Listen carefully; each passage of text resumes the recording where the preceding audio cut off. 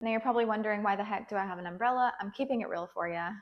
You can also work with anything with structure or stability that's not flimsy, that will touch all the way from your head to your bum. The most common tool or resource we could work with is a dowel. I know not everyone has a dowel, so I'm working with a large umbrella so that you can also practice this movement at home. And if you don't have a large umbrella, go get one. So let's first simply define the difference between a squat and a hinge. A squat is a knee dominant movement and a hinge is a hip dominant movement. So working with this umbrella, I'm going to show you how you can tell if you're sacrificing your form in a hinge position. Right hand is going to swing the piece of equipment very carefully around our back.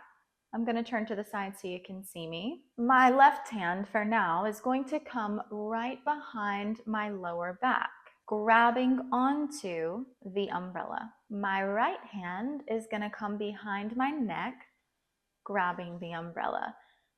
Now, as you can see, my left hand is on the inside, so I'm not holding it out here.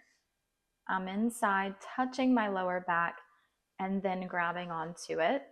My right hand is on the outside. Now we want to make sure the piece of equipment that we're working with is touching our body at 3 points. The first point is the back of our head, the second point is our mid-back, and the third point is right in between our bum. This is key in starting the movement, because if the piece of equipment comes off of our body at any 3 points, this means we need to work on our hinge position. My feet are going to come about hip width apart, not as far apart as a squat. For me, that's what feels aligned for my body. My entire foot and all my little toesies are going to be grounded into the floor. Our feet are our foundation. To begin a hinge, I want to make sure that my feet are pointed straight forward and my knees are slightly loose. The next thing I want to make sure of is that my piece of equipment is still touching all 3 points: my head, my mid-back, and my bum. Here's what the movement looks like.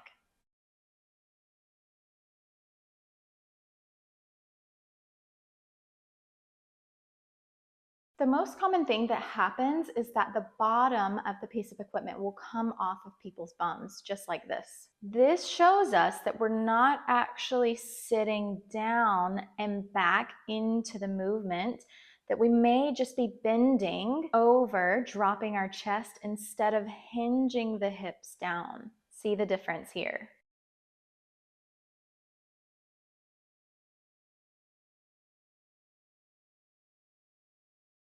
The second common challenge that happens when people go into this position is the bar comes off the mid-back. This happens because we have too much of an arch in our back. See here. The umbrella is completely off my mid-back, so we want to make sure that we're keeping a neutral spine, keeping our belly button tucked in.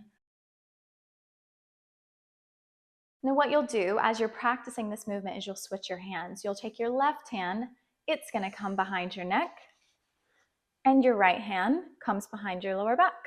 Feet are facing forward, entire foot is grounded into the floor.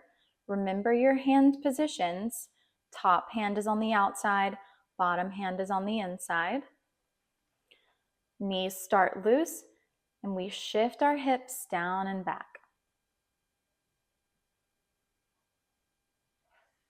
The other challenge that people face when moving into this position is they feel like their hamstrings are too tight. If you feel like you're having challenges with this movement, you can always take it to a kneeling hip hinge. Coming down to the knees, practicing the movement exactly the same. The difference here is that you have a shorter range of motion to go, and your target are your feet, bum to feet. My hands stay the same, and I'm going to practice shifting my hips down and back towards my feet. This allows us to make that brain-body connection of where we're actually moving in space. Again, as you're moving, you can notice if the bar comes off. Maybe the bar comes off at the bum. That means you're not actually shifting your hips, you're just dropping at the chest. If the bar comes off at the mid-back, That means you might have too much of an arch in your back and you need to create more of that neutral spine.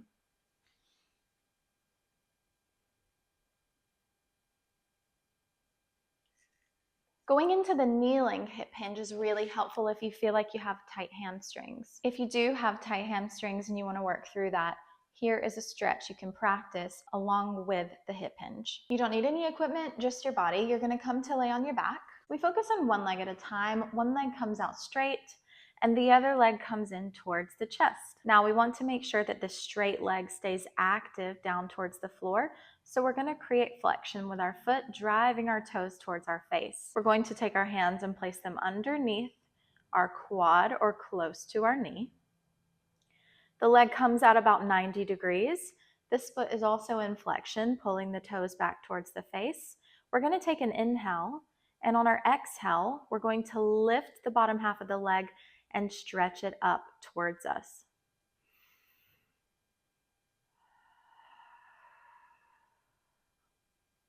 You'll feel a nice pull and stretch in the back of your leg, your hamstrings. Now with each pull, you can also pull back with the hands, creating a deeper stretch. But I want you to focus on keeping that knee straight. So if you pull back too far and you can't straighten your knee, give yourself some room and give yourself some slack. You'll also feel the difference if you keep your foot loose. You won't feel it as much going from the ankle down into the calf. We want to make sure we're opening the entire posterior chain of the legs, keeping that dorsiflexion.